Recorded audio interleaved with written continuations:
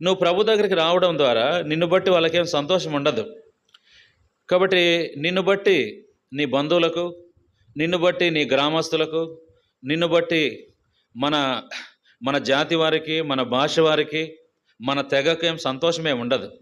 అరే వాడేమో దేవునిలో కలిసిపోయినాడురా, వాడేమో దేవుల్లో కలిసిపోయినాడు, ఇది మనకు చాలా బాధ. కాబట్టి ఈయన ఊర్లో నుండి వెళ్ళగొట్టండి, వీడు ఊర్లో ఉండకూడదు, మన మధ్య ఉండకూడదు, మన ఇండ్ల మధ్య ఉండకూడదు, మన వీధిలో తిరగకూడదు, ఇతన్ని బయటికి పంపించేద్దాం.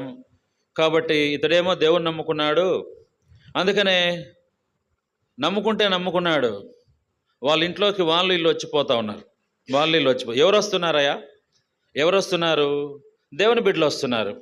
దేవుని బిడ్డలు ఎవరు వస్తున్నారు అంటే, మనం గమనిస్తూ వస్తే ఎవరు దేవుని నమ్ముకుంటారో వాళ్ళు ఇంటికి వస్తారు, ఎవరు దేవుని నమ్ముకుంటే వాళ్ళు ఇంటికి వస్తారు. అయ్యా, ఇప్పుడు నేను దేవుని నమ్ముకున్నానో మేమందరం సమానమే, కాబట్టి